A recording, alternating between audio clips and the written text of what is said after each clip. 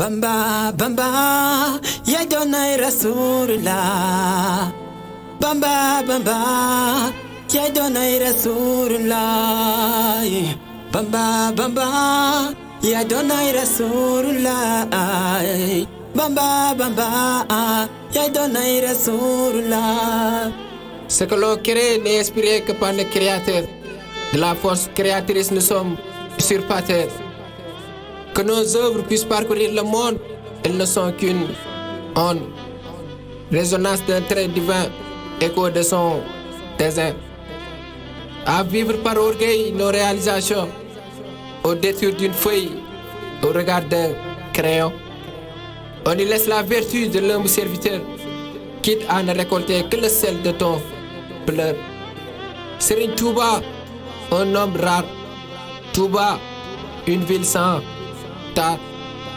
Baye Fall, un fidèle phare. Magal, démonstration de Jar Jar.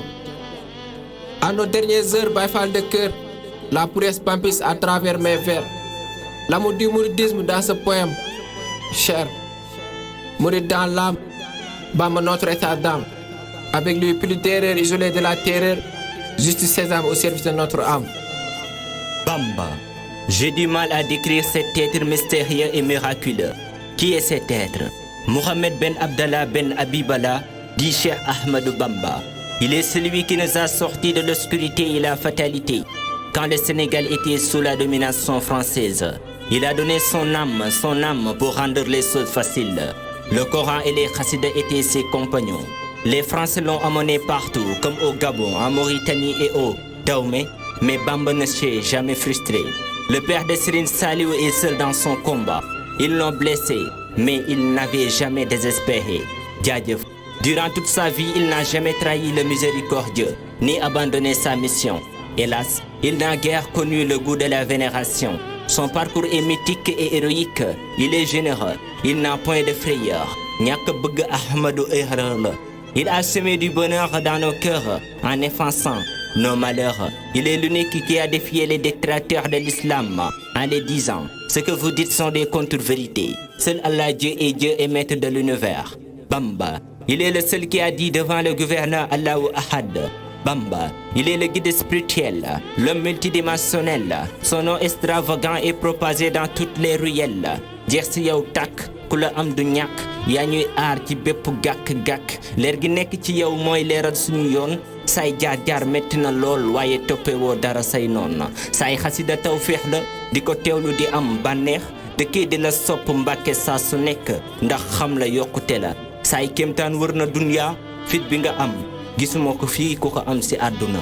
Cheikh, l'orateur, Ahmadou, l'éducateur, Bamba, le protecteur. Ahmadou Borom Touba, Touba ville bénie, Safar ce mois béni. Par Safar, la vénération de Dieu. Par Bamba, nous avons su ton importance. Le Magal est une récompense. Par Bamba, j'ai appris, j'ai compris que le chant était d'une importance exceptionnelle. Oui, était d'une importance exceptionnelle. Je suis envahi d'un amour inconditionnel. Le précurseur de la négritude, de Bamba, de sa solitude, il s'est battu pour cette race, le guérisseur des âmes, le sauveur de l'humanité. Il s'est battu corps et âme. Bamba sort de sa léthargie, de ses voyages de Dakar à Ndar, de Ndar au Gabon, de Gabon à Ghana. Il a fait face à ses ennemis qui voulaient lui barrer la route.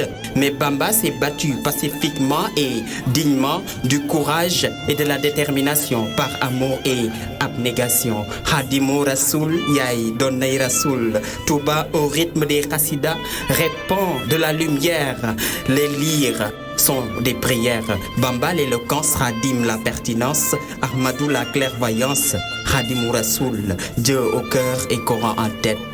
Bam mon cœur se bat mani gees na muridu la xanaa màggal Touba daa yegg si ñu ni ma waa li murid yi di xaar sans en avoir marre te di ci demeek pas-pas ndax day sunu passeport via Firdawsi mbégte mi waaw mbégte mi dugg di lakkatu sunu brukk xol di ñu dunduloo aljana si kaw suuf sans randu sunu maam Ahmadou moo yegg si bato bi te nekkul woon ak gato koy xaar mais ngëm-ngëm akum ñàmbateem tax mu dem dikk sigil ñu sagal ñu sans trouver la mort mooy sunu héros yéeg bee fort ba mujjee doon sunu homme le plus fort moo tax ñu koy sant sans ngant tey la baylaat yi di gën a di reeku ànd ak maxtum kafe gi ci wet ga grand buubu yaay faal yi di buubu li leex na Cheikh Ibra Fall xasida yi di jolli di dugg ci xolub jaam ñi machallah ñu ngi ci xaadimullah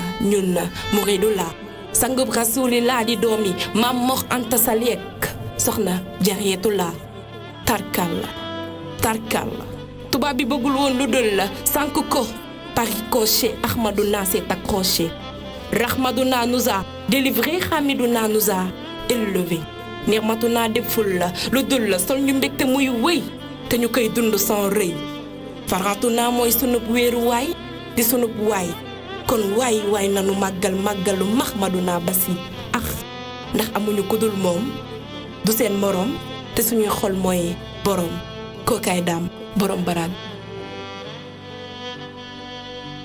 On stage music.